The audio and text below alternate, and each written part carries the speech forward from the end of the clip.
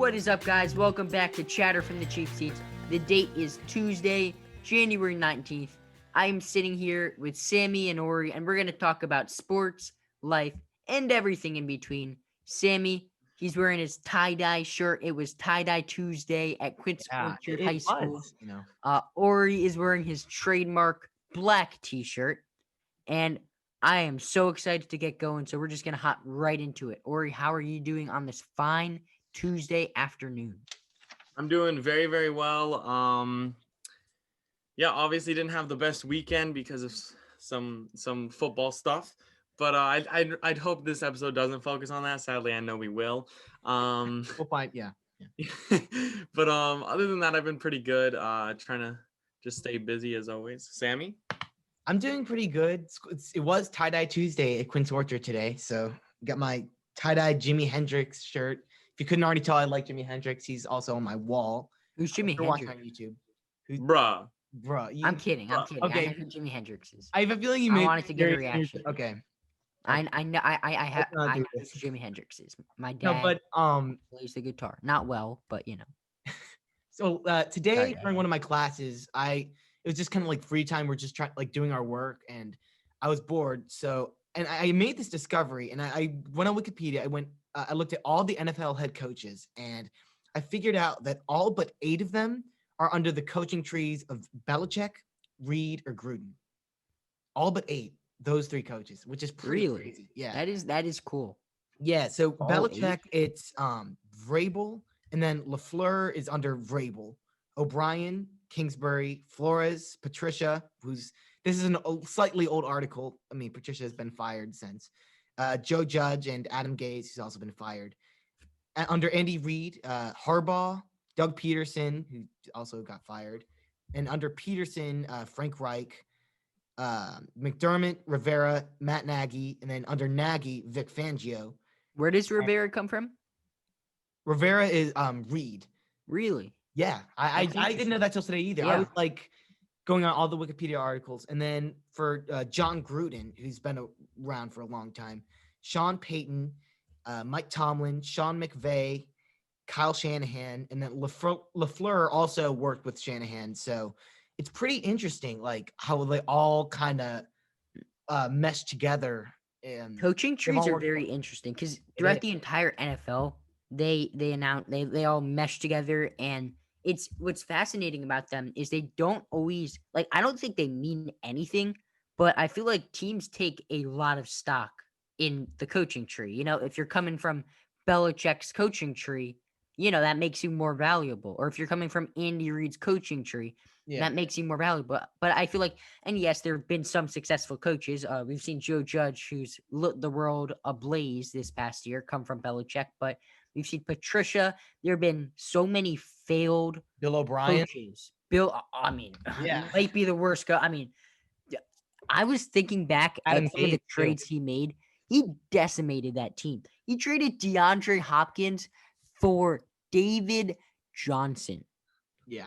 I mean you got to feel bad I feel bad for Deshaun Watson. And I wouldn't trade DeAndre Hopkins for Saquon Barkley, let alone I wouldn't trade him for any running back in the NFL. Yeah, because we talk about all the time how the value of running backs isn't even that high, and David Johnson has been hurt, and he's had one good year. It was incredible, but he's really only had one good year, and obviously that trade was ridiculous. And I also found, kind of related to the coaching tree thing, an article in the Washington Post.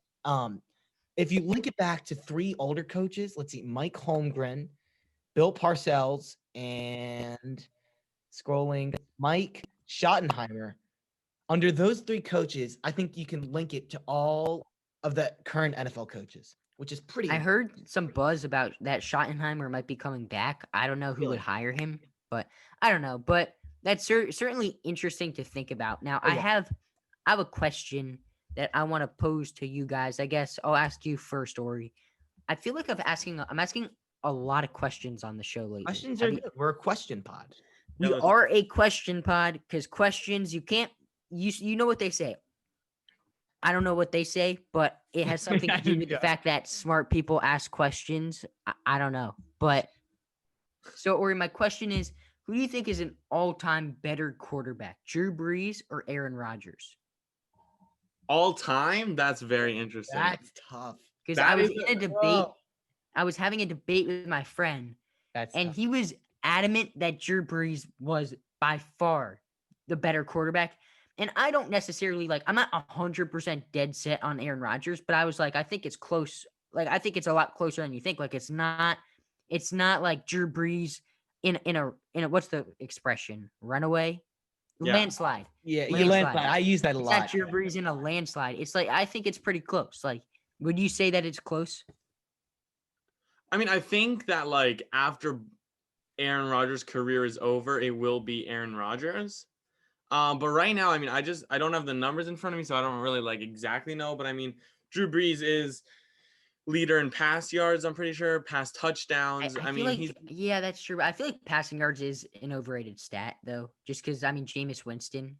Yeah. Oh, well, But definitely. Let's see. I have the stats, boys. I pulled up their all right. football Let's hear it. reference pages. So you we we need want to to hear by year, we need to get a career? nickname for Sammy, because Sammy always is ready with the stats, and I feel He's like a you statistician. can Well- alliterate alliteration. You can get some good alliteration with Sammy and stats. So maybe Well- Sammy the stat guy, or Yeah. Super Sammy secret is Stat Man. I don't know. gotta have We'll the think of something. bookmarks. We'll think of something. You got to have the bookmarks on your web browser. That's the secret. Because then, boom, football reference. As soon as you want it, snap your fingers. But so career numbers, completion percentage: Rodgers 65, Breeze 67, yards. Now take this with a grain of salt. Rodgers has played 197 games. Breeze has played 287. So, but Rodgers is currently at 51,000. Breeze is currently at 80,000. And then yards per attempt, which I'd almost put more weight on. Rodgers does lead. He has 7.8. Breeze has 7.6. In touchdowns, Rodgers has 412. And for Breeze, it is 571. Also, take it with a grain of salt. Breeze has played much longer. I kind of agree with Ori. Right now, I think you'd have to say Drew Brees. But if Aaron Rodgers this year wins a Super Bowl, which he still can do, their Packers are going to be playing next week. If Rodgers wins a Super Bowl this year, I think that automatically puts him above Breeze, because as much as I love Breeze, and yes, a lot of them have been unfortunate situations, but he has not been great in the playoffs. I mean, in that, we'll talk about it later in the show, but in the divisional round last weekend, he was awful. He had 3 interceptions. Aaron Rodgers has he a was Super dumb. Bowl, and they both won Super Bowls. But if Rodgers can win 2, and then he keeps playing well for the last few years of his career, I think you have to put, as much as I hate him, Aaron Rodgers over Drew Brees. But and we'll see. Drew Brees, love the guy. Who are your That's top my favorite. 5 quarterbacks of all time? Because I think it's got to start obviously with Tom Brady at 1, Yeah, and yeah. then would you go Joe Montana at 2? I mean, this is a list I'm not too great, just because obviously I wasn't alive. I'm younger. I didn't really watch these guys play, so I'm gonna have an automatic bias for the guys of my era. Of the guys I've grew up watching. Your Drew Brees, Aaron Rodgers, Tom Brady. I don't know, Matt Ryan, the guys that you grow up watching. So that would be a tough list for me to make, if I'm being perfectly honest. Yeah. I wouldn't know enough statistically. Yeah, no, I about get these you. other guys. But I mean, some future possible candidates, I'd like to think Josh Allen, Lamar Jackson, they faced off this past weekend. And as much as I don't want to talk about it, we must. So let's rip off the Band-Aid here for me and start off with that game. Let's break it down. So it's Ravens versus Bills. Set the scene, Jack. Set the scene for this game pregame. Pre-game. Ori is sitting down on his couch. He's got his Lamar Jackson jersey on, sitting with his 2 brothers, his sister, his parents, and they're all excited to see Lamar Jackson light it up on the gridiron. He checks his phone, and he sees a message from who? But one Jack Ryan Feldman. Your middle name's Ryan. I did not know that. Wow. Like the movie, Jack Ryan. Shadow Oh, Recruit. okay. Yeah, So I'm that's named your I'm middle named name? after a movie. Yeah. Wait, is I'm that not actually your middle actually. name? I don't know if you're being Yeah, serious. no, it is my middle name, but I'm It not is. actually Yeah, named I after a figured you movie. weren't named after. That would be pretty funny though. But anyway, so I sent Ori a message. I want to say maybe 10 minutes before the game starts because he sent me a message. Now, I don't have this voicemail because I cleared my inbox a couple weeks ago. But I think the voicemail went something like bragging. I think Ori was bragging. It was right after Mike Brasso hit a home run off of Aroldis Chapman. I don't know if you remember that moment, Sammy. Oh yes, It I was do. not the best moment for me. So I said to Ori, I'm going to rub it in. And if I had a Buffalo Bills jersey right now or any Buffalo Bills paraphernalia, it would be behind me. I would be wearing it. Okay, because go Buffalo, baby. Because they did it. And I was calling Ori all night long. Justin Tucker, baby. Justin Tucker. It's payback, Ori. It is payback for the Yankees and what you did to me in game 5 against the Rays. I told you you're never going to hear the end of it if the Ravens lose this game. And guess what? I don't have to worry about you talking back to me until October. So you got to, if you can dish it out, you got to take it too, buddy. Yeah, Well, I that's mean, fair. That's fair. I enjoyed watching that game just because, as a Bears fan, suffering the trauma I did 2 years ago, 3 years ago, roughly, I don't know, to see Justin Tucker hit 2 field goals off the crossbar made my life. It made me so happy because I know I'm not the only one going through that pain as a football fan. So, You guys are sick. but Or, I I mean, mean, let's Sammy's talk about it jealous. because, Sammy's jealous. but I mean, it's brutal. You open the game as the Ravens, you get the ball first, and you open the game with a beautiful 7 minute, 20-second drive. And you don't score, but you like it because you get some time off the clock and you're gonna get 3 points, right? No, Justin Tucker, the best kicker of all time, probably misses the field goal. And I'm gonna compare it to the Javon Wims thing in the Bears game when he dropped that pass. If you start the game on a negative note like that, it changes the momentum for the rest of the entirety of the game. You can't really come back from that. It's tough because you open the game so well and then one missed field goal. Now the Bills have the ball in good field position and they're able to drive down the field. So it's tough. I feel bad for you, Ori. I mean, because it's a game of missed opportunities. Another one of your drives. That's You're what baseball in the is. red zone. You're in the red zone. Lamar Jackson throws a pick, and the Bills. That's the one they took back, I believe, right? Yep. Yeah. I Yeah, mean, and this game it's just tough. had a bunch of like unprecedented things. Like, I mean, Justin Tucker, most accurate kicker to ever live, misses 2 out of 3 kicks. Hall of Famer. Maybe the best ever. Yeah, exactly. And he missed 2. And I mean, up to that point, he's only missed 1 postseason kick. So it's not it's not nerves or anything. It was just a bad day. And Lamar Jackson hasn't thrown an interception in over, I mean, his record in the red zone is 45-0 when it comes to touchdown to interception ratio. Throws a pick 6 when we need him. So it was just things that didn't go our way, obviously, towards the end when, we have like one last hope, Lamar gets hurt. And then at that point, Yeah, it's all over. So, that's you so know, sad. Yeah, that's when it I was just turned it was off just the a game. sad game. It was just a sad game.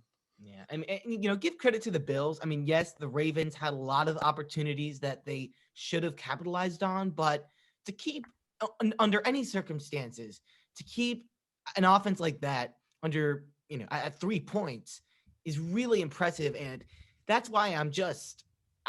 I'm the Chiefs right now. I don't want to play the Bills. The Bills are a scary team because they beat Indianapolis. They showed that they could take teams down to the wire and hold on to leads. They beat the Ravens by a pretty big margin, and really, they should be 14-2 if it weren't for the Hail Murray, like we've been talking about.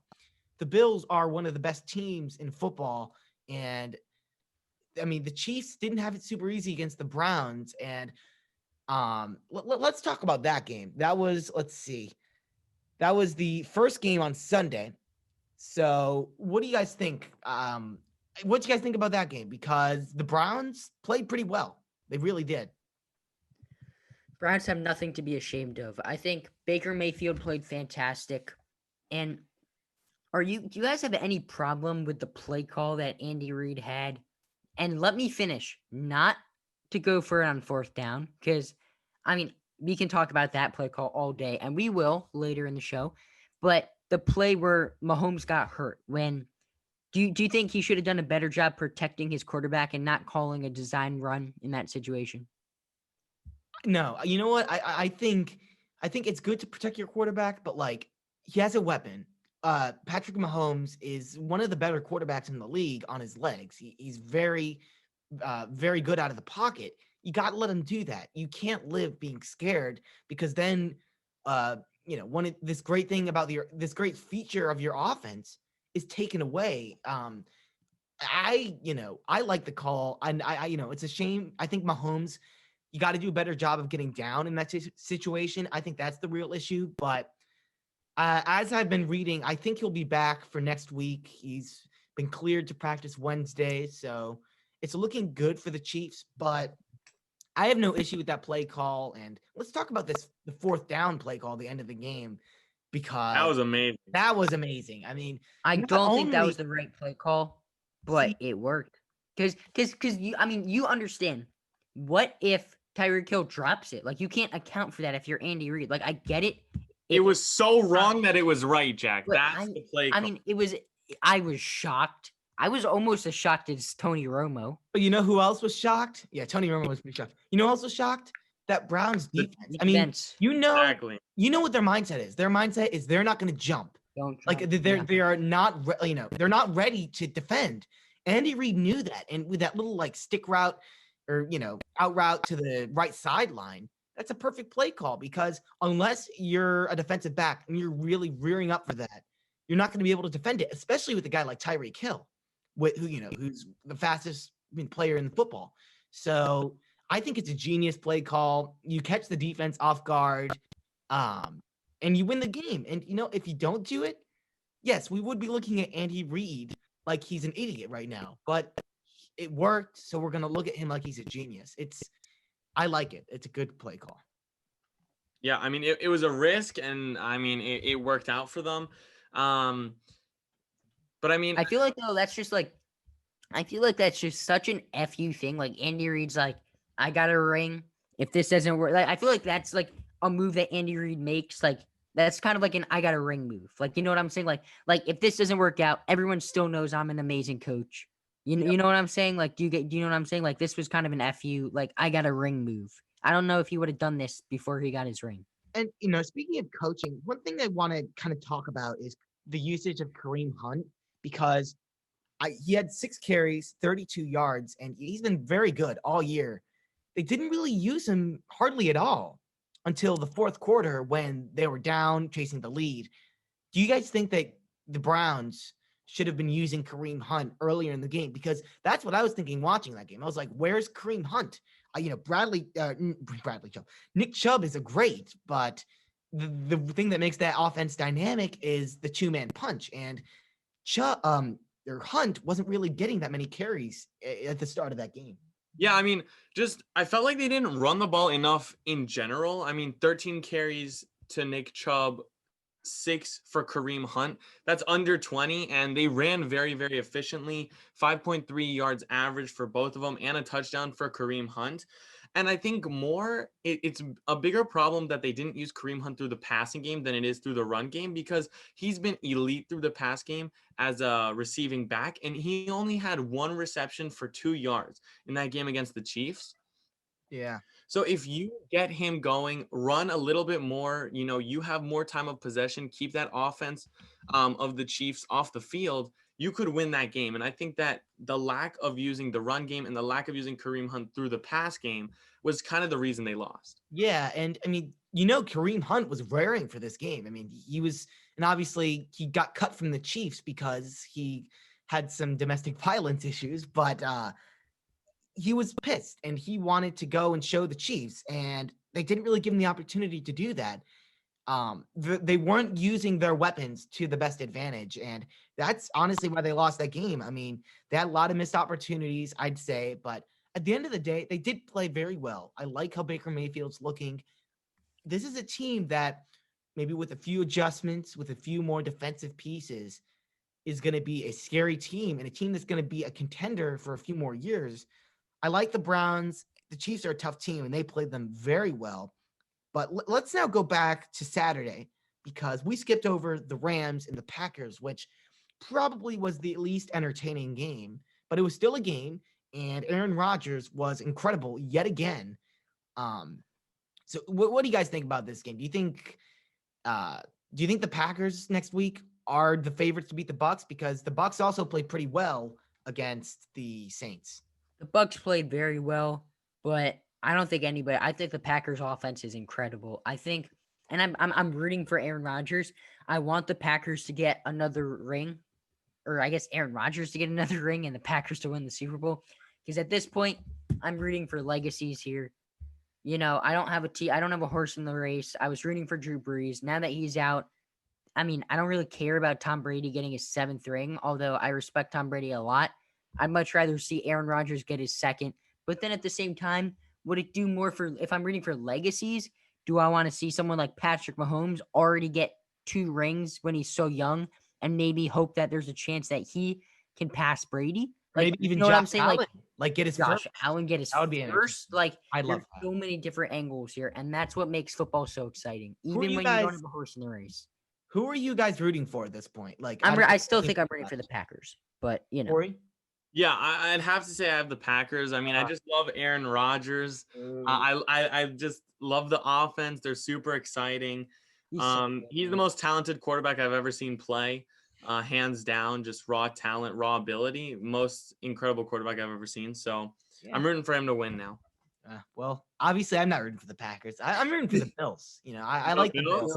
They're a fun team. Or is rooting for anybody who plays the Bills. That's true. I like the Chiefs in that game. Yeah, no, but I like the Bills, man. I mean, they're a fun team. They're a young team. They're kind of the underdog at this point. I mean, they're the only team with a quarterback that hasn't won a Super Bowl. But I mean, I don't think the Bills are the underdogs. If anything, I think the Bucks are, because I mean, the Bills are great, scalding hot right now. Sammy, you texted me late last night on the over/under on how many donuts did Andy Reid win or eat after his big win. 2.5 over/under, Ori? Oh, over 100%. Over. Oh yeah. You don't got a mustache like that, and you have to eat donuts if you have a mustache like that. I mean, you either have to be Santa Claus in the winter for kids in the mall, or you have to eat a ton of donuts. That's only options. But we're gonna get into the championship round preview. We're gonna break it down in depth here. First, okay, so for the first championship round preview matchup, we have the Bucks against the Packers. Now, I do think this is going to be a close game, and it is interesting because the Bucks defense is better than the Packers defense. However, I just think that Packers offense is too good, man. I think that the Packers are going to win this game, and I think it's going to be close, but I think they're going to win it comfortably. Like, it's never going to, like, maybe they'll get it to, like, a 1-possession game with, like, a couple minutes left, but it's never going to be really in question, you know?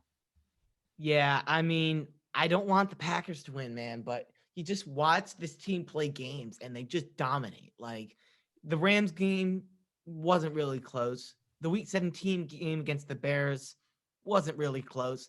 They tend to just dominate teams, and I think it will be a close game because the Buccaneers do have that dynamic offense. They do have one of the better defenses in the league, but the Packers are just going to overpower them. I mean, like I've been saying, they have a good enough defense to win games, and with that offense, Aaron Rodgers and Devontae Adams are just—it's incredible to watch.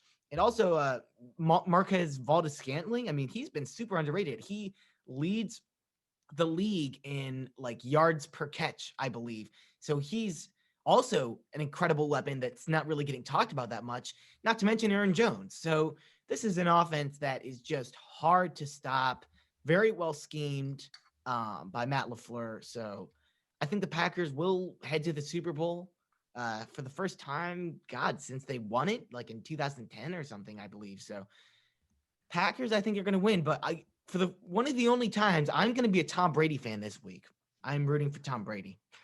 Okay, all right. Well, I also that you foresee where you root for the Packers, Sammy? Is there any situation that I root for the Packers? Like, maybe not this year, but I'm saying, like, if the Packers need to win for the Bears to get a better seed not to make the playoffs, but to get a better seed in the playoffs. That happened. I mean, that happened this year. Well, I Yeah, mean, like in week 16, I believe it was like the Packers were playing, or if the Packers clinched the 1 seed, like the Bears, they'd probably rest their starters. So I was hoping that the Bears would get to play the Packers like third string team instead of their, Aaron Rodgers and crew. So in situations like that, I root for the Packers. Otherwise, unless it benefits the Bears at any, then no way I'm rooting for the Packers. All right, fair. I'm taking the Packers here as well. Again, I think although the Buccaneers offense is extremely dynamic, extremely powerful, I think this Packers defense is going to do enough, and Aaron Rodgers is just going to carry them to the Super Bowl. And I hope he does, because watching him play is an absolute treat. But now moving on to the other side, we got two extremely young elite quarterbacks in Josh Allen and Patrick Mahomes. Chiefs versus the Bills. I want to hear, Sammy, what do you think here? Who do you got? Ooh, this is really tough for me. I mean, because I like the Chiefs. Love what they've been doing all year. They're really, I mean, if they didn't play week 17, so they should be 15-1. They're a great team, but the Bills are flaming hot. I think they might have the more well-rounded team. I believe the Bills have a better defense. They have one of the best secondaries in football. Josh Allen is electric. He's been playing just as good as Mahomes has been playing, and he has a good old line protecting him. He only got sacked twice against what is an absolutely stacked Ravens front. So that's a really tall task. I think the Bills are gonna win and head to the Super Bowl. I'm rooting for them. I think they can win. Um, Josh Allen's gonna lead them to the Super Bowl. That's what I believe. All right, Jack. I agree with Sammy here. I think the Bills are firing on all cylinders here. I think that I know that Patrick Mahomes got hurt, but he still played a majority of the game, and the Browns were able to keep within striking distance for most of the game. And Yeah. I think that the Bills are going to win this game. All right, I'm taking the Chiefs here because, I mean, the Bills scored 10 points against the Ravens. They had a pick six, but they scored 10 points when it was like close. I mean, But I at think the the end, Ravens defense is a lot better than the Chiefs defense. I would agree, but I think that the Chiefs offense is going to be too powerful, and the Chiefs defense, much like the Packers defense in the Packers versus Bucks game, is going to do enough. Patrick Mahomes is still Patrick Mahomes. As long as he plays, they will win. Obviously, if he's out, Bucks will take it. But And the Bills are so one-dimensional also. yeah, the Bills, I mean, all they do is throw the Like, ball. or They have you could play running back for them, and like you wouldn't notice. Like you wouldn't be like who is it running back? He's awful. Like you wouldn't well, know I mean, I couldn't block, so maybe that would be a problem. that might pose an issue. Possibly. Possibly. But yeah, in the run game, they would not notice. I agree with you there, Jack.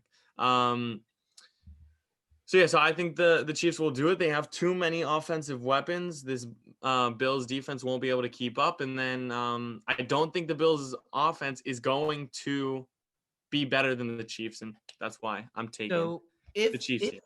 let's say the favorites win, Packers win, Chiefs win. Which of those teams is right now more poised to win a Super Bowl? Do you believe? Packers, 100%. There's no doubt. I mean, Aaron Rodgers is playing. I mean, he's going to be the MVP. He's been ridiculous. Mahomes has been good, but I mean, he played a majority of that Browns game, and he didn't blow him out of the water like he should have. And you have the best. I mean, one of the best receivers in the game. I know you have Tyreek on the other side, but I just think Devontae Adams is too good. One-on-one against any corner, I take Devontae. I think the Packers are more poised at this point in the playoffs. Jack, how are you? You know, it depends. I'd go the Packers too. I'd agree with that. The Aaron Rodgers theory. Yeah. I'll have to agree. I mean, I think the Chiefs, obviously, like they've only lost 2 games this year, but like there have been some issues for me. The defense has not been as good. The offense has not been executing in situations. Defense made some plays like though they against should the be. Browns. Oh, they did. But when you're comparing to the Packers defense has been top 10 material-ish basically all year. The Packers are just a more well-rounded team. than excuse me, than the Chiefs are. So yeah, if that ends up being the Super Bowl matchup, I take the Packers. They're just a tough team to stop. Against the Bills, I don't know, because the Bills are just flaming hot. But we'll have to see. That's our football for today. Obviously, a lot of football going on this week, but we also had a lot of news in baseball. Finally, we're starting to kind of see the free agency market pick up, especially with a lot of these pitchers and relievers. But to start off with, on a lighter note, you guys know Mickey Mantle, of course. Everyone knows Mickey Mantle. I'm not familiar. No, I know who Mickey Mantle is. 1952 Mickey Mantle card sells for $5.2 million. Can you believe that? I mean, that's like a baseball card. That's a lot of money. That's a lot of money for some cardboard. Yeah. All right, but figured we let you know that's some baseball S news. But the biggest news of the week, there were a few things for sure. But the first news, I guess we're going in chronological order. Liam Hendriks, the best reliever on the market. Many people, including MLB, say that he is the best reliever in baseball, period. He got signed to the Chicago White Sox. He's going to be playing on the South Side, 4 years, $54 million. And for the White Sox, who kind of had middle of the road rotation in 2020, how much of an impact do you think this is going to have for the White Sox? I mean, this really bolsters A lot of money. I mean, it's a lot of money, I agree, but this team is trying to make a big run. They have the offense, they have the young guys in the offense, and now with Liam Hendriks, I mean, their bullpen is looking substantially better. I mean, MLB is not wrong. This guy is legit. He is incredible, and I think it's a slight overpay for a reliever. I don't think his, impact is going to be as massive as a $54 million contract. But at this point, money doesn't matter too much to the White Sox because they're in it for it all. They're trying to win a World Series, and this is a necessary move. You're going to need to have a go-to guy in the regular season and in the playoffs, and they definitely have that with. Did you guys see? Did you guys see that MLB did they ranked all the bullpens in baseball, and it was an absolute joke. Oh, really? I didn't see it. I mean, you want to know how bad it was? The Yankees were number 1, and I am the biggest Yankee fan you will ever meet. The Yankees bullpen is not top 5 anymore. Like, the Yankees used to have the best bullpen. The Yankees had one of the best bullpens of all time when they had Andrew Miller. Yeah, they had they had DMC. They called it Run DMC. It was Betances, Andrew Miller, and Chapman. And this was peak Chapman. This was peak Andrew Miller, and this was peak Betances. Like, they were nasty. The Yankees bullpen is the weak part of their team. Like, I'd say their strength is their lineup. Then there's the bullpen. Then there's the starting pitching. Like, it's not a strength for them. Yeah, I mean, I wouldn't say it's a glaring weakness, but it's not a strength. You still have one of the best closers in baseball. But yeah, getting back to the White Sox and Liam Hendriks, I mean, I just think it's a really smart move because it is risky to sign relievers for that much money. But like Ori said, if you're putting everything into the next few years, you want him there because he is going to be good unless he gets hurt, which would be very unfortunate. But this bullpen, even without him, is poised to be very good. yeah, that would be unfortunate. Had 2 sub-3 ERA seasons on the north side with the Cubs before coming to the White Sox. He had a horrible year in 2020, but he's probably going to be bouncing back. And then you got some young guys, Cody Hure. I think that's how you pronounce it. I'm not too great with his name. He was incredible in his rookie year. And then Garrett Crotchett's going to be coming up. Really exciting stuff for this White Sox in the bullpen. And when you already have arguably the best group of position players in baseball, they've been bolstering their rotation. They got Lance Lynn, incredible signing, or trade rather. This White Sox team is scary. And I know Jack has been saying a lot how the Yankees, this is their year because the AL is weaker. I think the Yankees are the best team in the AL.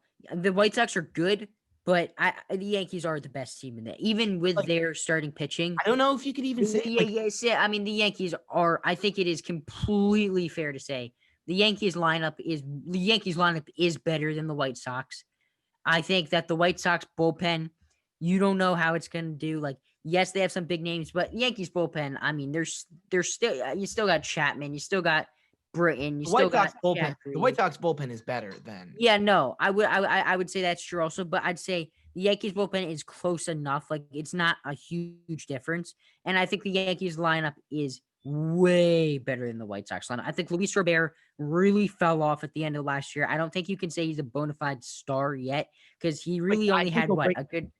He can break out, and that's the thing. The He White had a Sox good are so 30 poised to games. break That's out. literally what he had. He had a good 30 games. He was bad in He the was a last half of rookie. the season. He was a rookie. I I mean, know that's what I'm saying. I'm saying you have to treat him like someone who's coming off of in his second season. You can't treat him like a bona fide star, is what I'm saying. well, and right at this point, yes, the Yankees are better than the White Sox. But I think That's all I wanted. at the end of the season, I think it is completely in the ballpark for the White Sox to be the best team in I the. don't think that's true because I I think don't. it No is. one's going anywhere with the Yankees. The Yankees are only going to add. They're probably going to get someone at the deadline, and the Yankees have a lot more money than the White Sox. Well, the Yankees, we're talking about the Yankees. They made two very significant moves this week. DJ LeMahieu and Corey Kluber. All right, let me go, baby. I'm ready. Yeah, and I'll give Jack the floor here because he is a very excited man this week. I'll say that. Yes. Now, the Yankees are obviously going to have to do more to fix their pitching problems. By no means is their bullpen bad, but I think the big problem is you have the high-end relievers. You have three of the best relievers in baseball. Ottavino can return to his 2019 form. He's one of the best relievers in baseball, but you have no one to bridge the gap between the guys that you put in a 5-0 game in June and the guys that you're putting in the game 7 of the World Series situation. You have no one to pitch like the 6th inning in a playoff game. You don't want to use your high leverage reliever, and that's where a guy like Archie Bradley could have come in clutch. But obviously the Yankees weren't in on him. Now, the DJ LeMahieu signing was a stroke of genius by Brian Cashman, an absolute stroke of genius. A lot of Yankee fans were fed up and they were just saying, sign DJ, sign DJ. Well, this is why you wait, ladies and gentlemen. Now, DJ LeMahieu, and this is why I love him so much. He actually got offered $3 million more each year, 4 years, $78 million by the Blue Jays, but he turned him down to come back to the Yankees for 6 years, $90 million. Now you might be thinking, the Yankees were stuck on 5 years. They didn't want to give DJ LeMahieu 5 years. Why in the world would they give him 6 years? Because he is getting paid $15 million a year. That is the only $3 million raise from what he was getting previously. Tanaka J.A. Hatt was making more money than DJ LeMahieu is this season.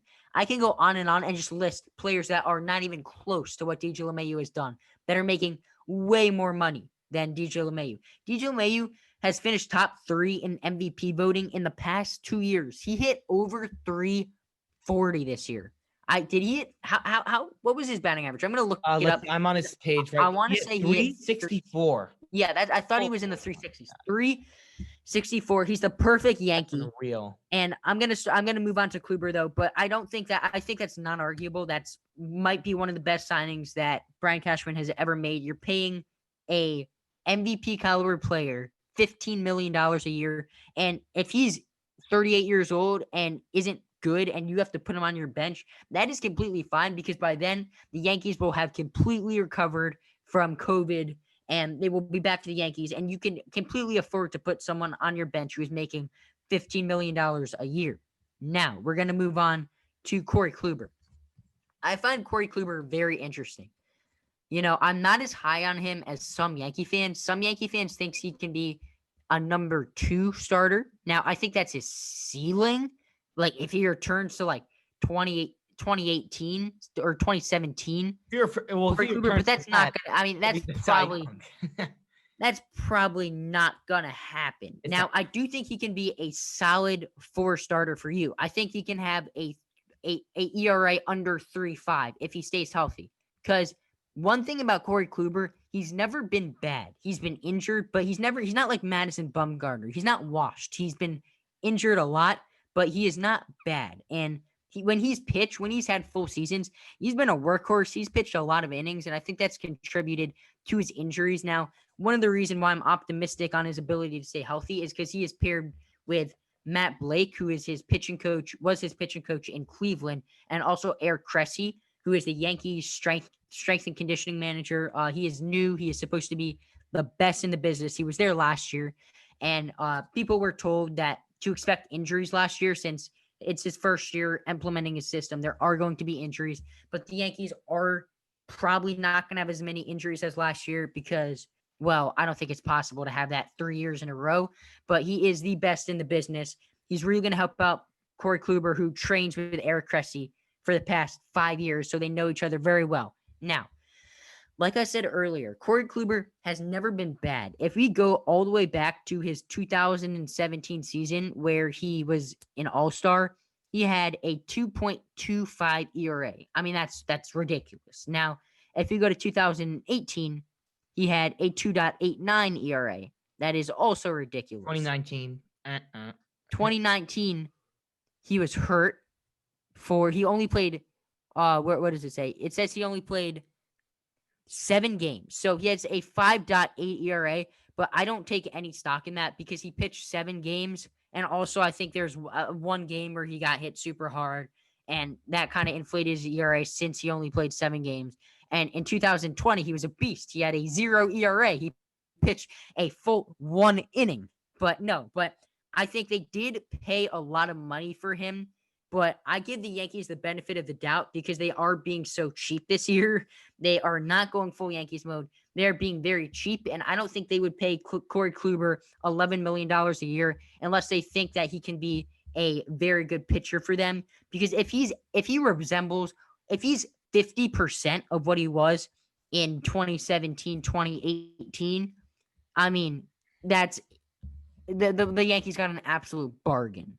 Now, Yeah. I don't think he's going to be what he was in 2017, 2018, but I think that he can be a solid number 4, solid number 3 starter at best. He can have like a 3.3 ERA, 3.4, 3.2 ERA even. Like, I think he can be a solid number 3 starter if he stays healthy. Because I'm not worried about performance. I'm worried about health. You know what I didn't realize? He's a 2-time Cy Young winner. Oh, yeah. I mean, Kluber, and now the Yankees have 2 guys on their name with a machine nickname. Yeah, but with Corey Kluber, I'm going to compare it to a trade in basketball, and I know this is a free agent signing, but I'm going to compare it to the John Wall trade because he hasn't really played to his full ability since 2018. It's been like 2 years since you can really, see what he's done. And the last time he was really like having consistent playing time, he was great. Same thing with John Wall, but you don't know if he's going to be able to do that after not really. I mean, he hasn't really played for basically a year and a half. That is tough. So any good things I hear about him, like the good workout he had, everything, I take everything with a grain of salt. And I still think it's a good signing.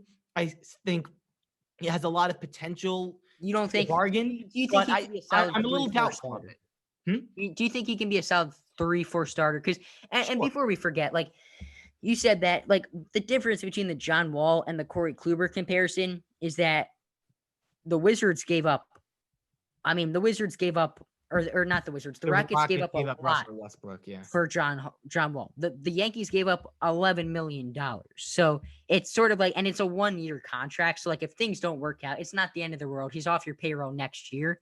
Now, what I'm encouraged by though is there were 25 teams at that workout. Almost every team in baseball was there, and people were raving about him. People were saying he looked incredible. Now, Corey Kluber's a guy where velocity has never been a big part of his game. He at his best he topped out at like 94. Now he's sitting 88, 90, but it's also he topped at like 92. It's also mid-January, so he's probably going to be sitting 91, 92 by the time the season starts.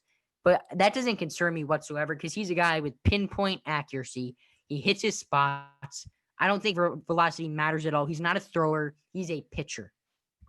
Yeah, so they're all like this week, a ton of pitchers off the free agent board, as well as Corey Kluber. Pedro Baez, a reliever to the Astros, and he's a guy that has been overshadowed a lot by a lot of those guys in the Dodger bullpen, Kenley Jansen being one of them. But you look at his stats, and one of the things that I love about him is how consistent he has been. I can't think of many relievers that have had a sub-4 ERA every year of their career. I mean, that's Pedro not fair. Baez is one I of can these think of a lot. guys. His highest career ERA is 3.35, which is, if you're a reliever, sign me up. That's great. He is incredibly underrated. You don't hear him. You don't hear about him as much as you should. He throws pretty hard. He has great stuff. A lot of pitches in his repertoire. Pedro Baez is a guy that if I'm the Astros, right, I'm still trying to compete. You still got a good team, even if you don't have George Springer. The Astros are going to be good, and that's a perfect piece to add to your bullpen. A consistent arm that you can rely on to give you innings and give you good innings. 100%. Other than that, we had a few more signings. We had Alex Wood and Archie Bradley. Alex Wood to the Giants, Archie Bradley to the Phillies. I'm surprised the Phillies could spend anything more than like $500K on a pitcher. They spent $6 million because we all know the Phillies are struggling with money. Do either one of these signings really stand out to you, or are they just kind of under the radar, just bolster the roster type moves? I'm going to be very honest here, and I've heard praise for this move. I do not like Archie Bradley to the Phillies, because that's their Why? issue. Sammy, it's a perfect move. The guy's a really good pitcher. He had a 2.95 ERA in 2020. He's got a sub-4 career ERA. He's been 3.52 in 2019, 3.64 in 2018, 1.73 in 2017.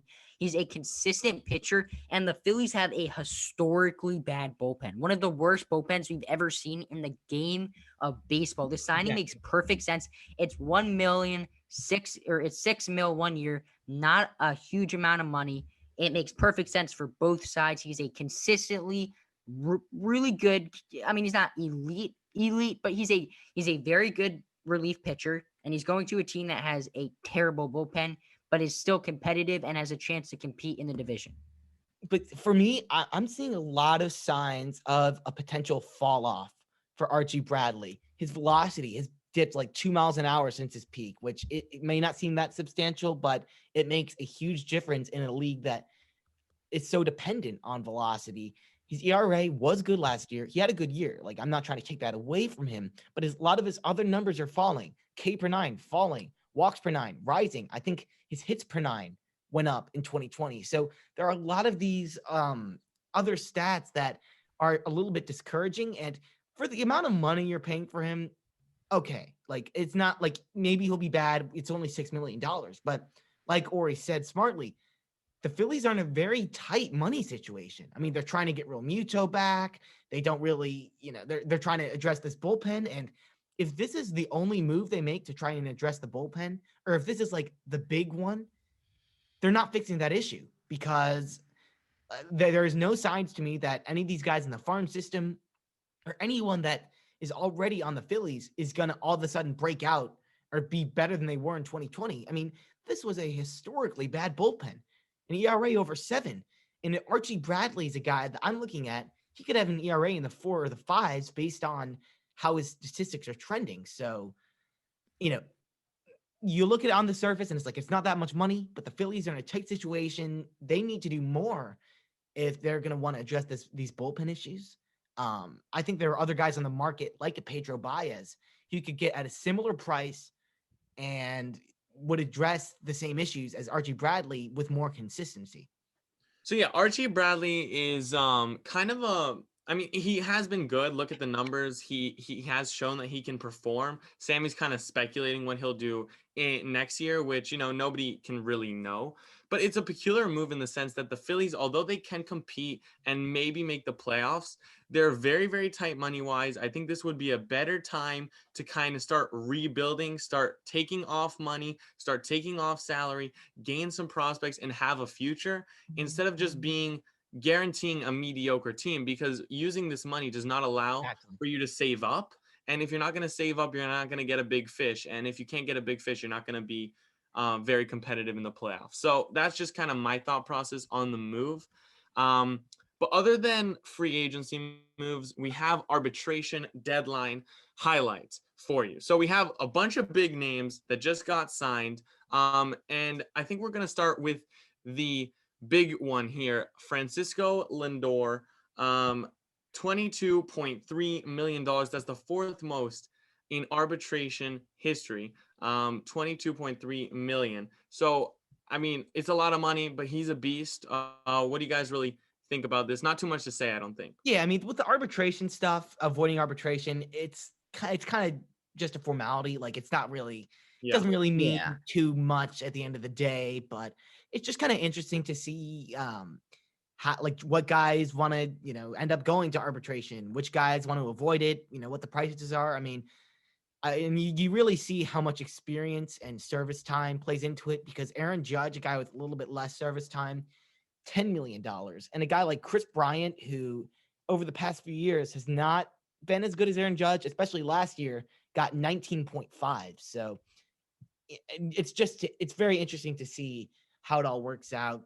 But yeah, with Lindor, expected. I mean, that was probably around what he was going to get anyways, maybe a little bit more than what he would have gotten in an arbitration hearing. So I think it's probably better for Lindor, but don't take these too seriously. They're just kind of formalities, I'd say, in a sense.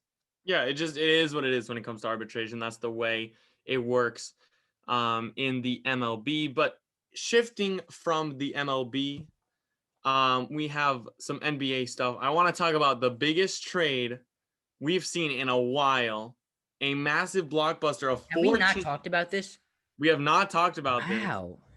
We probably, I mean, we can't really headline with it because football is in the playoffs, but this was just an insane blockbuster deal. 4 teams involved, and it was pretty confusing to me personally, just kind of seeing all the things, all the pieces being moved. But Yeah. the biggest piece, the headliner, James Harden, moves away from the Rockets, gets out of a place he didn't want to be, and moves over to the Nets. They now have a 3-headed monster in Kyrie, KD, and now James Harden. So, Sammy, break down this trade that was very, very big, and lots of pieces moved. Yeah, man, this is like playing my GM or my league on 2K. It's wild, and I love it. It's great. So the Brooklyn Nets received James Harden and a future second-round pick. The Rockets, in return, see, and this is where it gets confusing, because Karis LeVert got traded from the Nets to the Rockets, but the Rockets then traded LeVert to the Pacers for Victor Oladipo. So Oladipo goes to the Rockets, and then they get Rhodonis Kirkus, Dante Exum, 3 first-round picks, 4 first-round pick swaps, and another future first-round picks, which is from the Cavaliers via the Bucks. So it's very confusing. And then the Cavaliers are also involved here. They receive Jarrett Allen and Taurean Prince. And then the Pacers get Karis LeVert in a second-round pick. And if you haven't heard, Karis LeVert, I believe he had a tumor when they did Yeah, the it was scary. physical, very scary stuff. So hope Karis LeVert is okay. Our thoughts are definitely with him, prayers with him. But just a crazy, crazy trade. I mean, numerous huge name guys getting moved all over the place. And I think the Nets are winners here. But out of these other teams, the Rockets, the Cavaliers, the Pacers, which of these other teams win this trade? Oh, it has to be the Rockets here, right? Oh, yeah. I would I say mean, it's the. I would say. I mean, like, Yeah. Well, it depends on the perspective, though. I think the Rockets, they trade away James Harden, a guy that is openly saying, get me out of here. I do not want to be here anymore. And they get an absolute haul. Sammy mentioned it, but 3 first-round picks. They had 4 first-round pick swaps. They had another first-round pick from the Cavs. And not only that, they add Victor Oladipo, who, although has injury issues, we all know he can be a great player. Dante Exum and Rodions Kurucs, I think yeah, I'm saying I that. did not know who he was. Yeah. Not familiar Just with him. like players that can play, and Victor Oladipo especially, a guy who, if not injured, is very, very good. So I think the Rockets win this trade, obviously other than the Nets. But I want to ask you guys, Victor Oladipo for Karis LeVert. Should the Rockets have kept Karis LeVert, because he has shown flashes of being a true superstar? For me, I'm kind of critical of the Pacers giving up Oladipo. I like LeVert. I think he's great. But Oladipo, when he's healthy, is a much bigger star. For his debut with the Rockets last night against the Well, Bucks, Oladipo is he had like only 30 on some points. contract for 1 year. But the Pacers are one of the best teams in the Eastern Conference right now. But they're not an NBA championship caliber team. They can't. They're not a They're top. playing better than a lot of other The teams. Nets are way better. The Bucks are way better. The Lakers are way better. The Clippers are way better. Like they're not. I wouldn't say they're a top 5 team in the NBA. At the end of the day, they're playing really well. They're playing for a championship this year, just like all these other teams. So are they though? Like you can't see them. Like there's such a big divide between the top teams in the NBA and then like the next class down. right now, if we're looking at how teams are doing, they're up there. The Pacers have played a lot of good teams very well.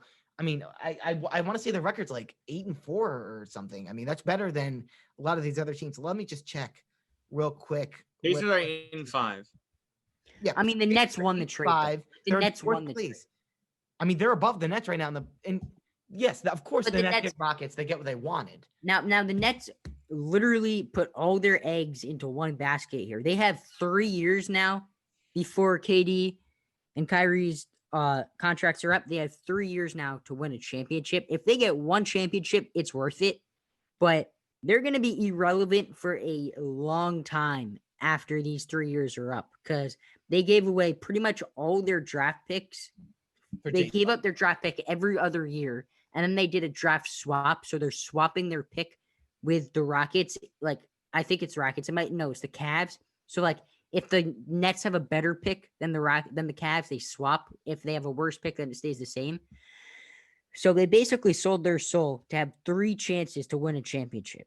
Yeah. If they get one, it's worth it. But if they get none, that is a terrible decision. So, they got 3 strikes at it. They got 3 chances, but 3 strikes and you're out, man.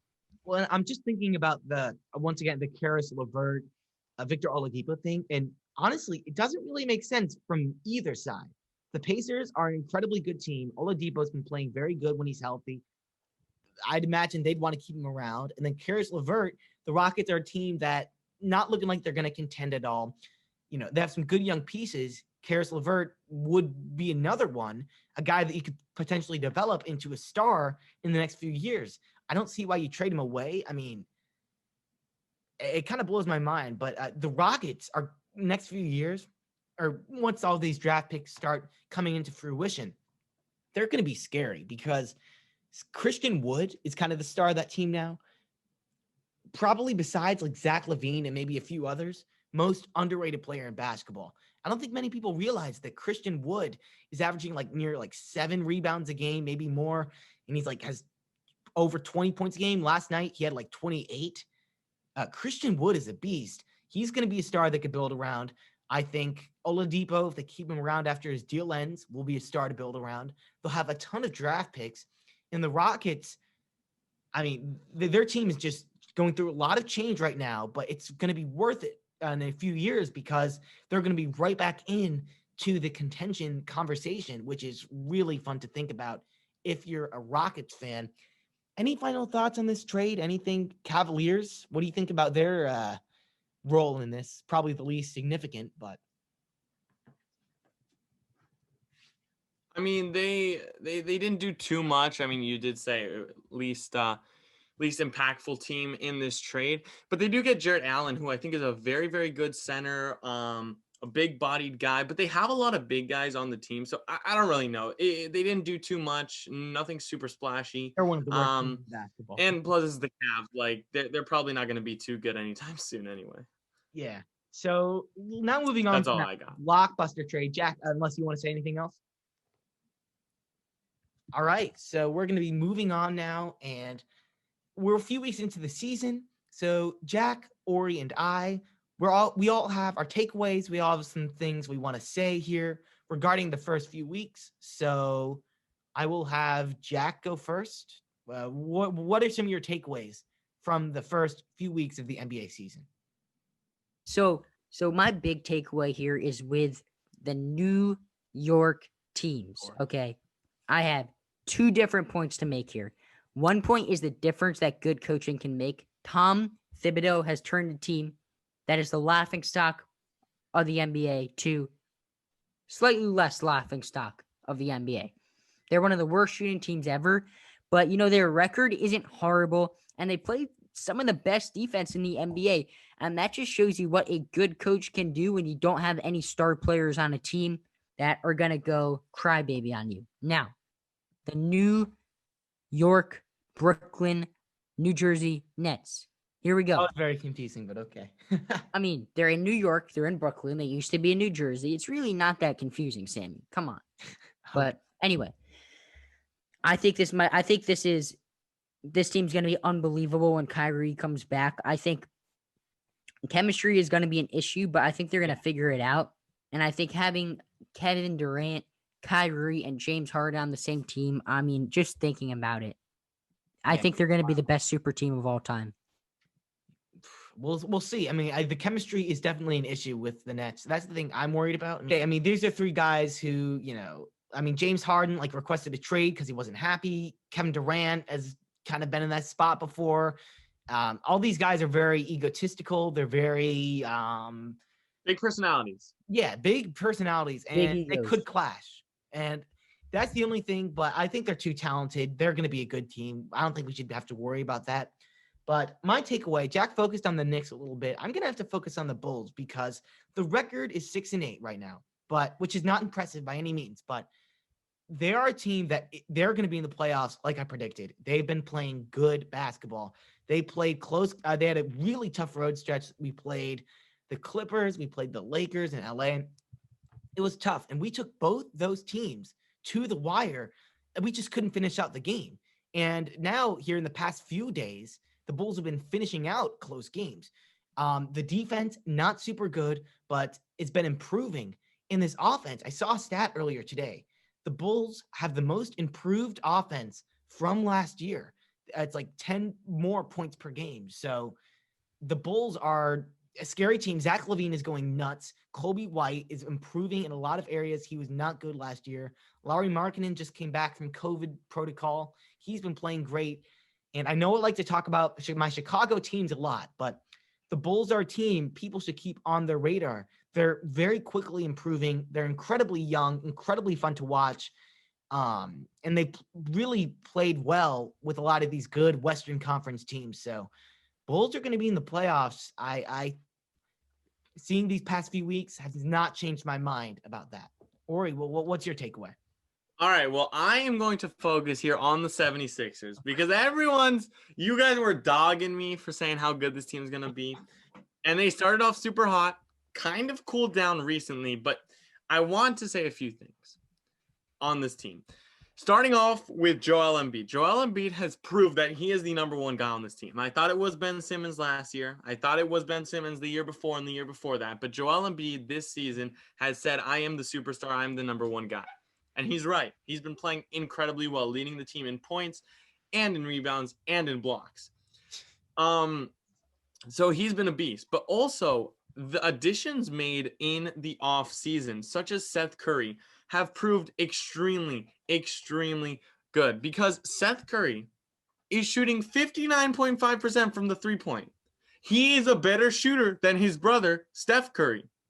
Yeah, I mean, this man is insane. He does not miss. He does not miss. It just doesn't happen.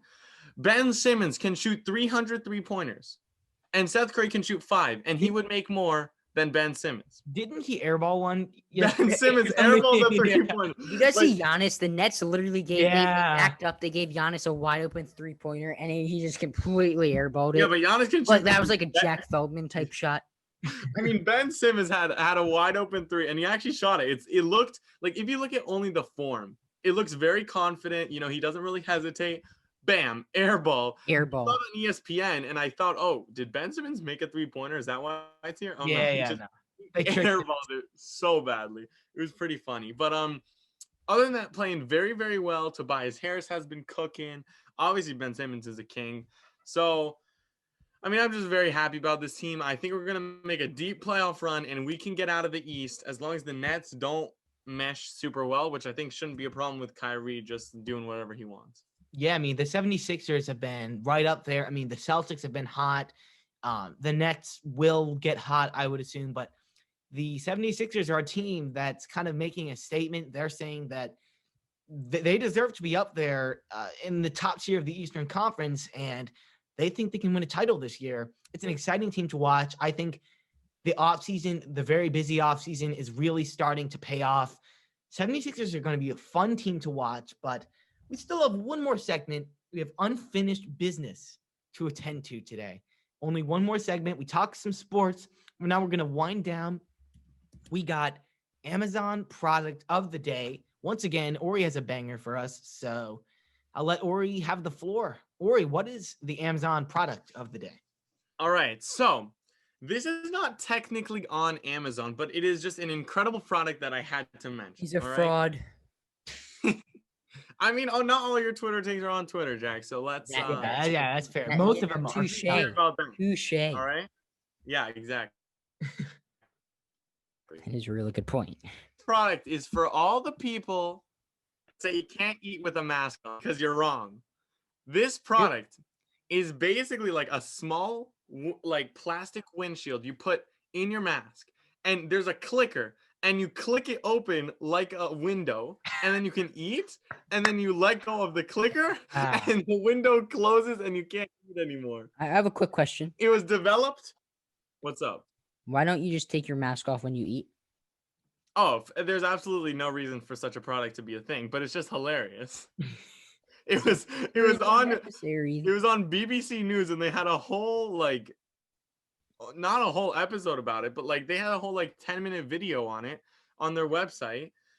I mean, it's like just the most idiotic thing I've ever seen. It's so unnecessary. Like, oh my, this man is eating with one hand and clicking the button on and off with the other. It's hilarious. You watch the news a lot, Ori? You a big news guy?